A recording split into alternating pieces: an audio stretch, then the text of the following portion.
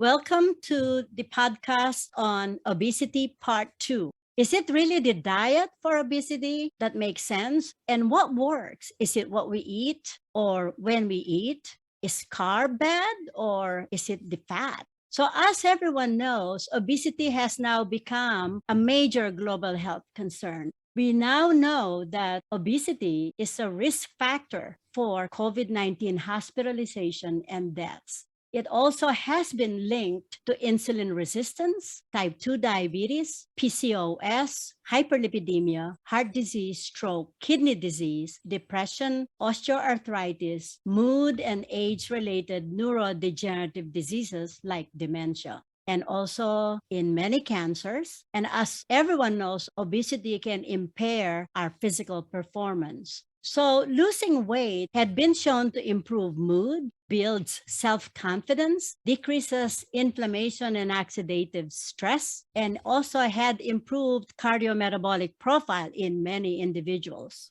Obesity Part 1 podcast covered the statistics and the consequences of diabetes in details. Today, we will talk about managing obesity through lifestyle modifications, which one of them will be dietary lifestyle change. So we will explore the whys, the whats, the how, and when these dietary modifications are advantageous. And we'll give a different groupings of the diet plans and strategies. And we'll also talk about intermittent fasting.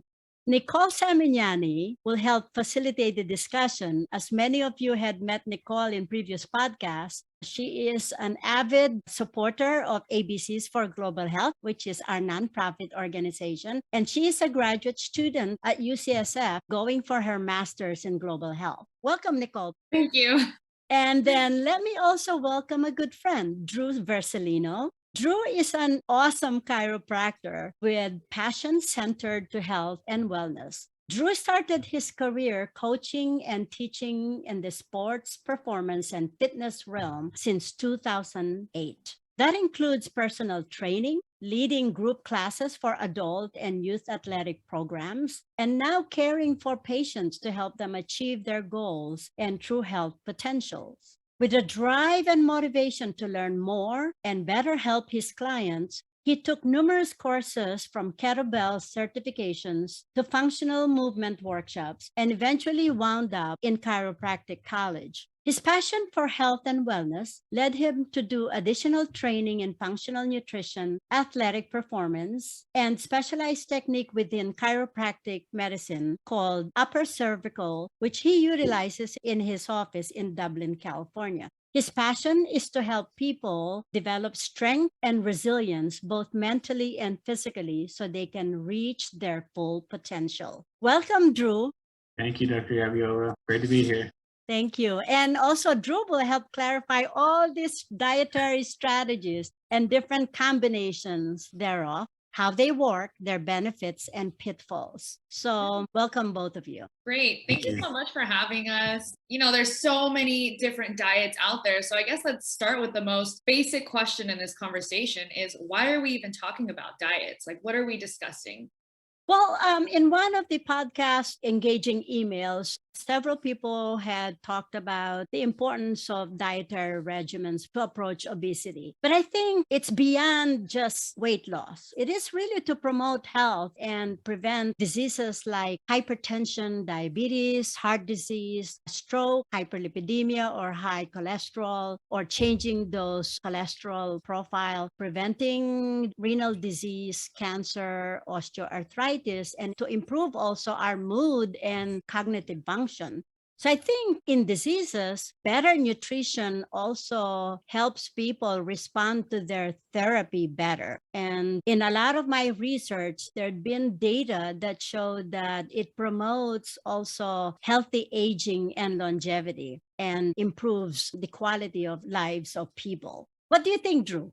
Yeah, the thing I always work on with patients is starting with the goal, right? Why are we talking about this? But a lot of times when it comes to obesity, dietary intervention seems to be something that helps quite a bit. And one of the things I talk about to my patients is there's like three things that I've kind of boiled it down that we sort of have to accept and just own up to as being humans or being adults. One of them is exercise, one of them is sleep, Can't really not do those. And then the other one is diet.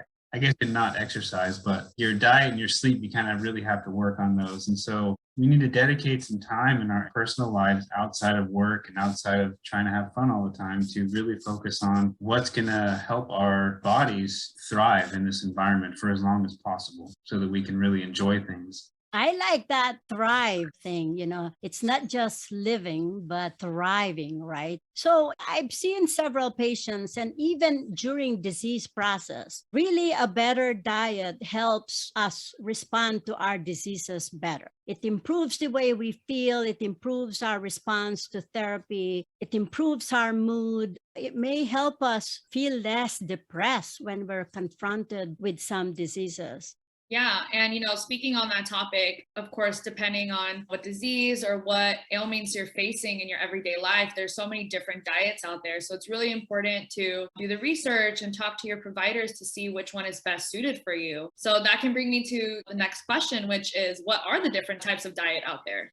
Oh my goodness. And it's so mind boggling how many diets are out there. Sometimes I have to say, oh, which one will work for me, right? So there are a lot of diets out there, and I would encourage people to really look for a diet that will be in alignment with your preferences, lifestyle, your schedule.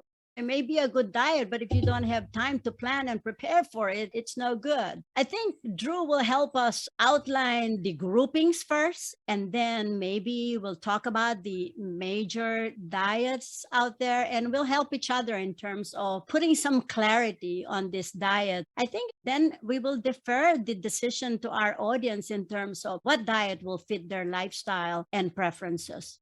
Yeah, and I think with what you led in with in the beginning is what's the goal? And then obviously, what's your lifestyle afford you to? One, financially, so time-wise, so that you can make it work with what you have available. And then obviously, if you're having some sort of real health issue, definitely want to consult with your provider to see if you have any other underlying things or some restrictions, especially if you're taking certain medications or whatever. But beyond that, it's really what's going to fit with your lifestyle. So if we kind of put out all the different type of diets, right? We have on one end is only plants, right? And then on the other end, I guess would be only meat and everything in between, right? And so it's always a battle or a struggle to kind of find out what's going to work for you. So we've found, and there's people who've popularized certain special diets. If we talk about vegan, which is going to be mainly fruits, vegetables, nuts, seeds, sometimes they won't even have like things like honey or dairy or anything like that because they want to avoid pretty much all animal products. Vegetarian, which is kind of like one of those terms that's a little bit more lax. So you can entertain the idea of having dairy or honey or some animal-based products that's not really the protein, like eggs. And then you have something like the Mediterranean diet, which is kind of a blend of everything, including some grains. And then you have, I guess maybe on the other end, there's something like paleo, which is still going to be things that you would be able to find in nature by itself, very low processed or non-processed foods. Those are some of the kind of ideas behind the diets. But I think what might help, maybe I stepped over my toes a little bit talking about this too much, is differentiating the difference between something like low carb, low fat, high fat, protein. What does it all mean? I think we should get into that just a little bit to kind of like differentiate it all, right? Because sometimes we don't even know like what's a carbohydrate, what's a fat, what's a protein. Yeah, then we could talk about the principles of these dietary regimens. So we know that there should be a balance of these nutrients. There should be a balance between carbohydrates, proteins, and fat. Sometimes there are food that we don't know how to classify. Are they fat or are they carbohydrates? For example, avocado. Is it a fruit? Is it a vegetable? And then I think what we need to know, that we need to emphasize, there should be a balance of these nutrients. So there are diets out there that's 80% fat. So what would be the percentage of the rest of the other nutrients that people need? So then it will be very deficient in carbohydrates and deficient in protein. Similarly, when people embark on a very, very high protein diet or a high carb diet, then they will be deficient on the other one. So there should be some sort of balance between the three of them. What's the percentages? And I think irrespective perspective of the determinants of weight loss, I think adherence to the macronutrient composition is really important. That also weight loss is a balance of calorie intake and expenditure. So you mentioned this diet are great, but I think we need to supplement them with the right physical exercise and activity, and also balance this with sleep and stress reduction. So let's dig in terms of what are those different diet regimens. Let's just talk about the main ones. What are the benefits and the pros and cons of each one? So Nicole, would you want to lead us through? Absolutely. So I can start with the Mediterranean diet. That is the diet that I adhere to. And I'll start by saying that I really chose this as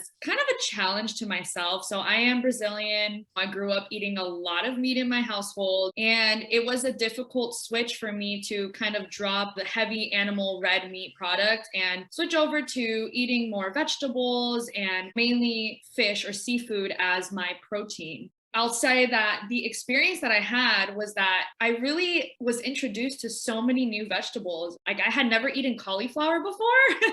My dad doesn't like cucumbers or bell peppers, so that was just not something I ate growing up. And now I'm like, wow, you were making me miss out on all these delicious vegetables.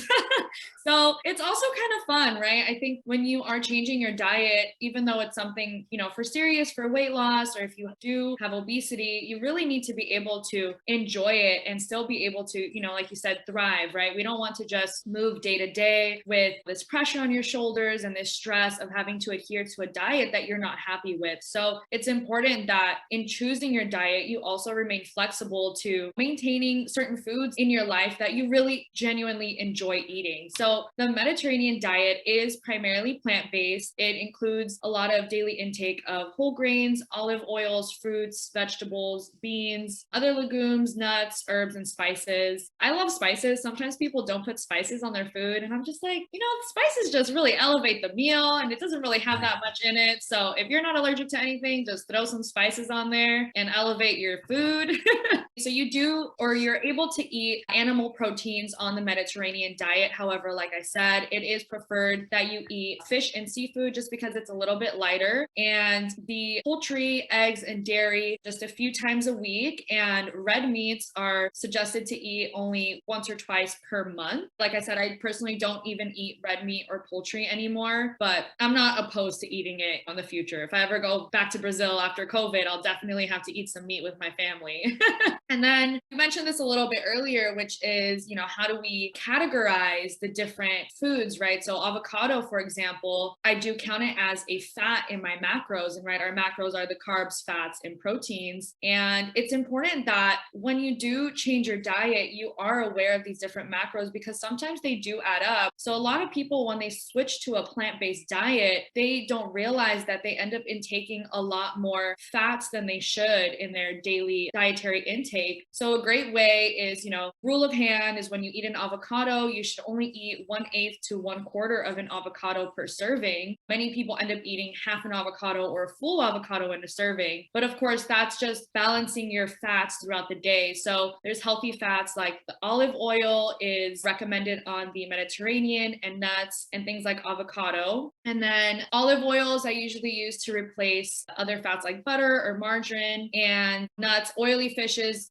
Salmon is a great fish. It is also very fatty. So it has a lot of protein, has a lot of fat, which is totally fine. But again, still maintaining that idea of balance in everything that you're eating. And I try to maintain high water intake. You can, on this diet, you can do whatever you want, but recommended for the diet is moderate intake of wine. So maybe a glass or two, maybe just once a week with your diet, with dinner, and physical activity. I feel like diet is so important, but being physically active will also have you more engaged in wanting to stick to a healthy diet and actually enjoying maintaining that healthy diet. So even doing something like walking around your neighborhood for 30 minutes a day is really gonna give you those endorphins to continue moving, continue eating, and continue exploring like new foods that you maybe have never tried before. So the Mediterranean diet is also tied to decrease risk in heart disease, depression, and dementia. And the tricky part is when we look at the pyramid, right? We know this like food pyramid that I think we all saw for the first time in like elementary school. It just shows you pictures of the different foods in each category, but it doesn't really have a specific portion size. So that's where it gets a little bit tricky. And of course, your portion sizes are going to vary by body type and by lifestyle. Allow yourself to adjust according to, the life that you live, but just be mindful that there is no one set rule for portion sizing and all of these things, these macros that we're discussing. It really is dependent person to person, and allow yourself to experiment a little bit, see what works for you. And of course, always talk to your provider because they might have some information that can be really helpful.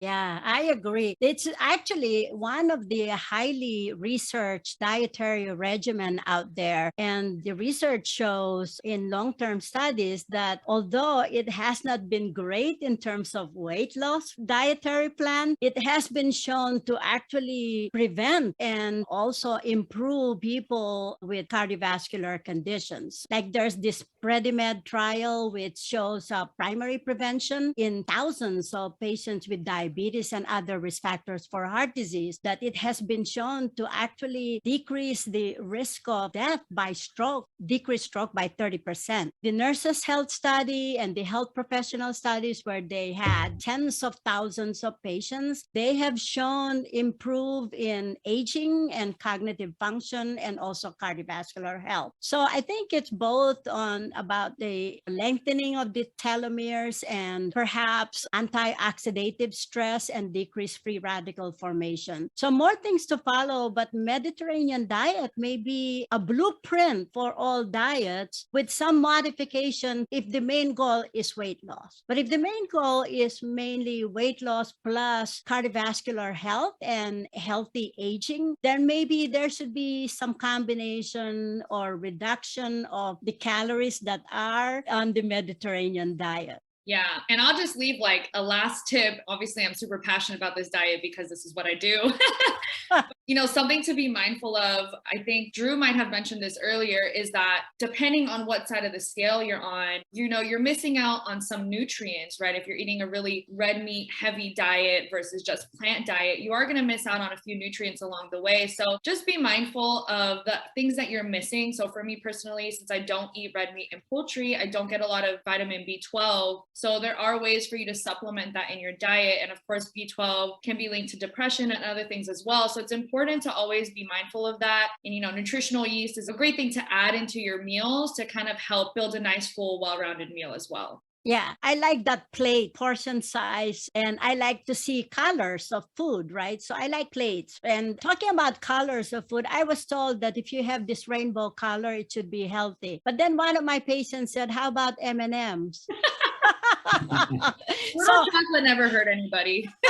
So I said, well, M&Ms have different colors. It's probably not the most nutritious and healthy food out there. So we mean different colors is different colors of food, right? The different vegetables. And actually, when I see colors on my plate, it actually entices me to eat more. It looks so palatable. It just doesn't look so monotonous like a meat and baked potato or something. So since you said that Mediterranean diet is plant-based and maybe people don't lose weight because it's heavy in terms of carbohydrates and they have unlimited wine on it also, and how much olive oil do you have to add? But so how do you modulate the carbs? Like, are all carbs equal?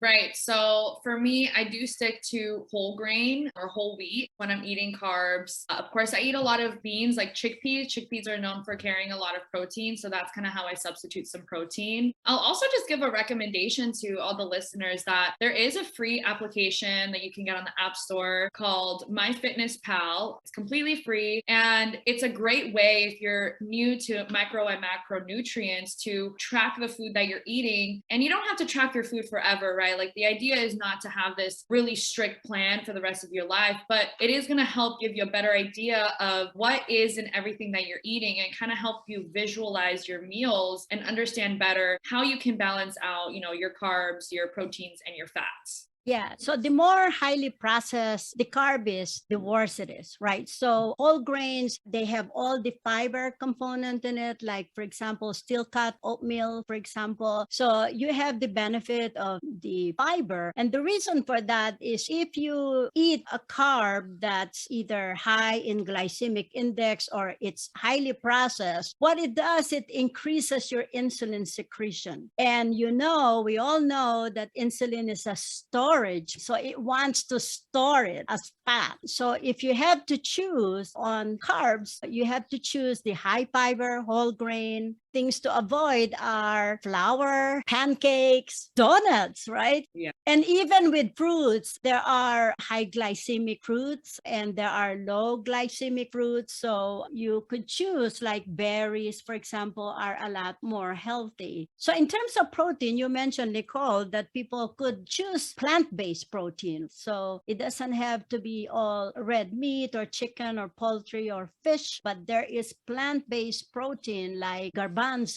Yeah. I just found out edamame is very high in Oh protein. my gosh, I eat so much edamame. I I love edamame. Yeah. Or, like tofu, right? I mean, soy, some people don't like to eat soy or they can't eat soy, but soy is another good one if you're eating like tofu and things like that. Yeah, absolutely. Tofu is a great one there. Like all these lentils and beans, legumes are also high in protein. You grew up in Brazil, and growing up from the Philippines, I came out here, I just eat meat and rice and fish, meat and rice and fish. And when you talk about vegetables, I'm one of the doctors who don't like vegetables, and I'm just beginning to learn how to increase my salad intake. You cannot have me eat broccoli or asparagus.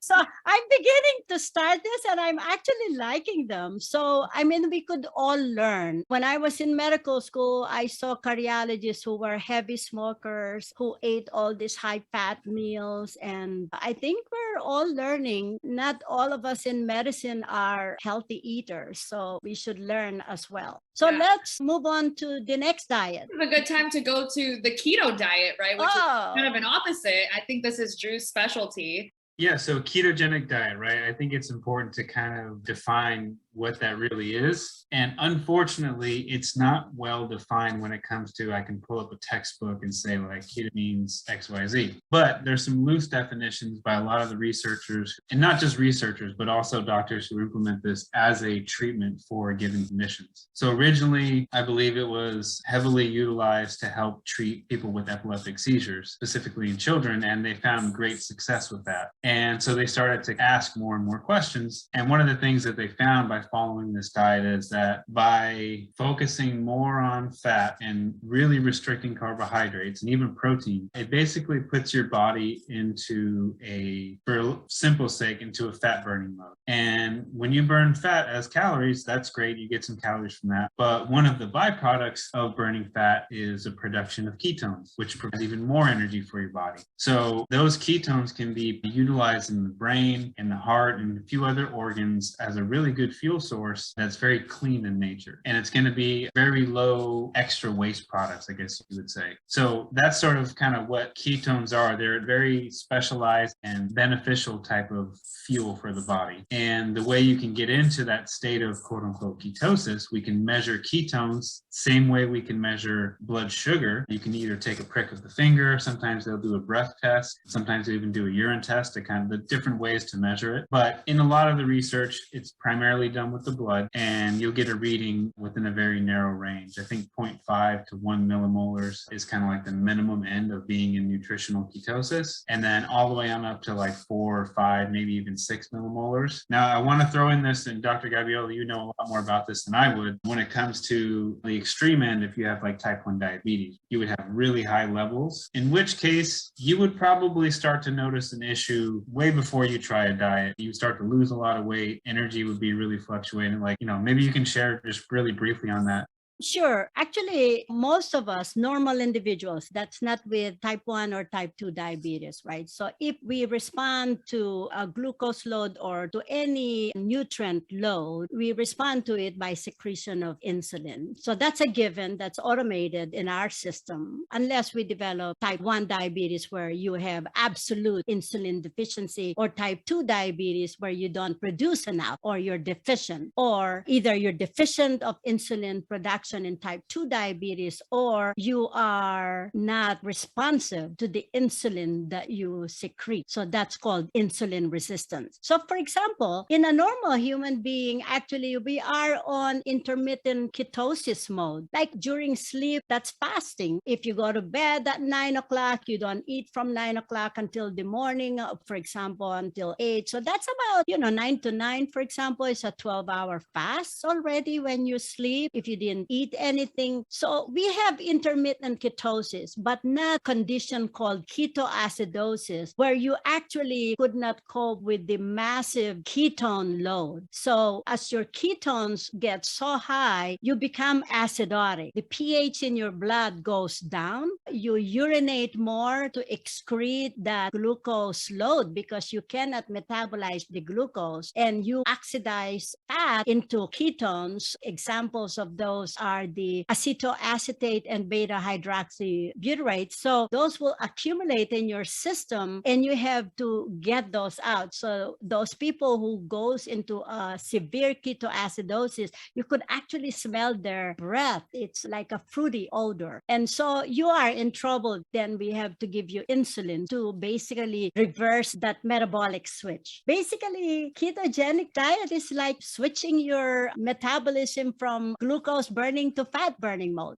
Yeah, and the big part is not to put like a lot of fear in people for the diet itself, but just to let people know that that's something that's possible. Right, because this is really a very, very low carbohydrate diet and very, very high in fat. Like 70 to 80% is fat, and the carbohydrate is very, very minimal. It's not a very low carbohydrate diet, but low enough that you could actually go into ketosis mode. If you combine that with fasting, then it's even worse. So I think if people would like to embark on a ketogenic diet, which is really not advisable because people could get into trouble, and it's also not a long-term solution for the problem, I think you have to talk it over with your physician. Make sure that you don't have the contraindication for a ketogenic diet, such as one of them is diabetes. So diabetes is one, and then I think if you are already deficient in some nutrients, that's probably not a good diet for you, among other things. So what could be the benefit of a ketogenic diet? Yeah, so there's a few things, right? And if you think about it, if we're switching our fuel source, like the body's kind of like a hybrid. So we have different types of fuel that we can utilize to run this beautiful machine.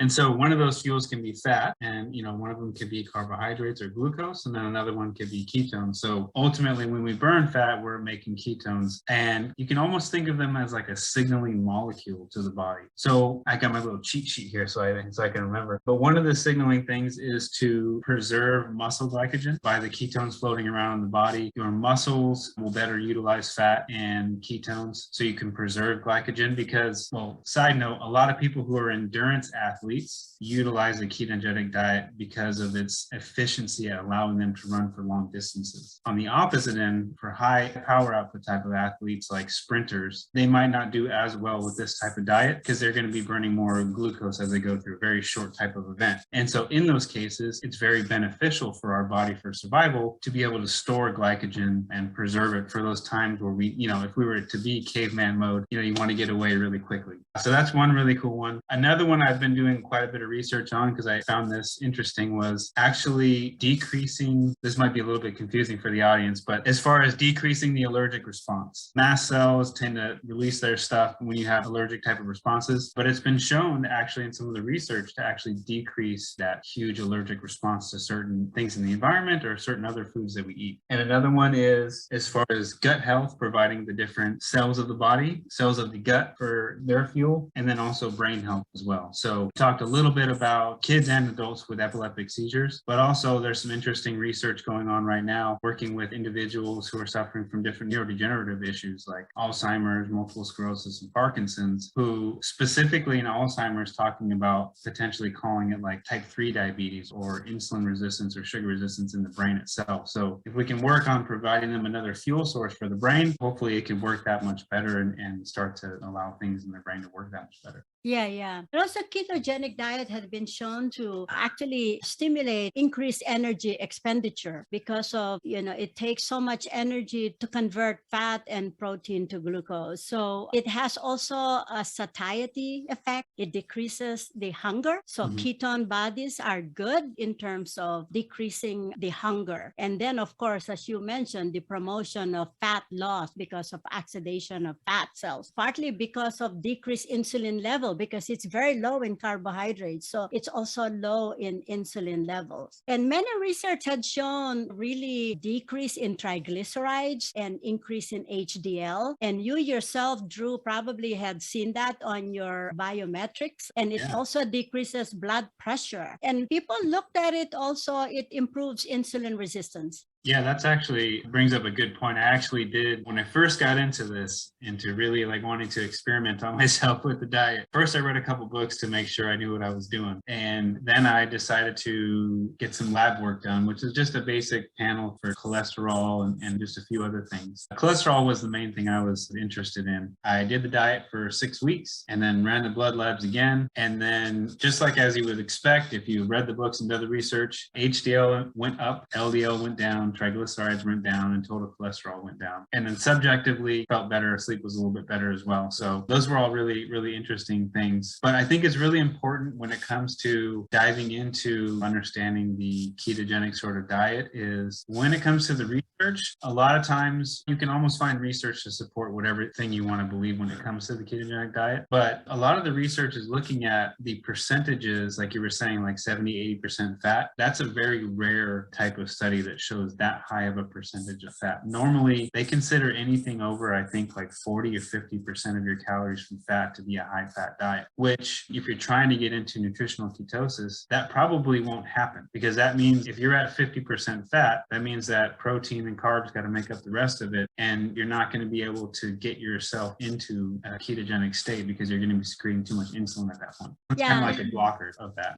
There's some really mixture of research there, right? So some of them are just anecdotal, some of them with low numbers, and people haven't decided like what type of fat do you include on the diet, right? And there are people out there, they said, oh, they could eat as many bacon as they want to eat, for example. So I think we have to probably do more systematic research on this keto diet and really look at the long-term consequences of the diet as opposed to just like the short-term consequences on weight loss. So to explore more about the potential benefits and long-term consequences of the ketogenic diet. For example, right now we're seeing like people develop gout and having severe vitamin deficiency like B vitamins because it's deficient in fiber, minerals, iron, magnesium, and zinc. So those will be deficient in people who are really just wedded to the strict ketogenic diet. So I think people should be remaining flexible and see how they are experiencing this, and certainly follow up with your physician and measure your parameters. Yeah, and definitely some guidance. I would love to hear your thoughts, Drew, on this topic of short-term versus long-term, because it's such a popular diet. Personally, I know a lot of people that will do it for a month or two and just want to get quick weight loss, right? And then once you get out of that keto diet, if you don't transition well to your regular diet again, you're going to end up gaining that weight. So I'd love to hear your thoughts on like a short-term versus long-term maintaining that diet. Yeah, that's a great point. I think, first of all, to answer that question, a lot of the research supports that it's highly, highly effective for dropping fat very quickly, especially if you do caloric restriction. So if you're doing, caloric restriction with the ketogenic diet, chances are, as long as you don't have any underlying health conditions, you'll drop the weight pretty quickly. I think it's an ego booster, right? For people who are really challenged with their weight, with self-image and stuff like that. If you drop 40 pounds, 50 pounds in a few months, that will be a great way to start and perhaps improve the diet so you're not too restrictive. And yeah, and the other thing too is there's the other part about like the mindset, which we kind of talked about as far as like what's the goal. Right. If you're just going into it for weight loss because you want to fit into your wedding dress or whatever, chances are the underlying inside motivation is probably not aligned with the person's values. So once they do say, okay, this thing is done, I'm going to go back to eating the way I really want to, they were overweight to begin with. So of course they're going to put the weight back on because they didn't really change the mindset and their whole entire lifestyle, which I think we'll talk about a little bit later. But really, I think there's a few things at play. And realistically, any diet that you follow that's going to be some caloric restrictions, some discipline aligned with it, you're probably going to lose some weight. It's just a matter of how dedicated you are. Making sure that short term, you probably won't have much, if at all, in any of the nutrition deficiencies, unless you're already deficient. But long term, those are the questions that, of course, you have all the anecdotal stuff from people who do it, quote unquote, right, versus the people who do it just for the short term to begin with. So I think there's a lot of questions still to ask. But just like if someone was to follow, and I'm not trying to knock anyone, but if someone was to follow a vegan diet, you got to make sure that you're,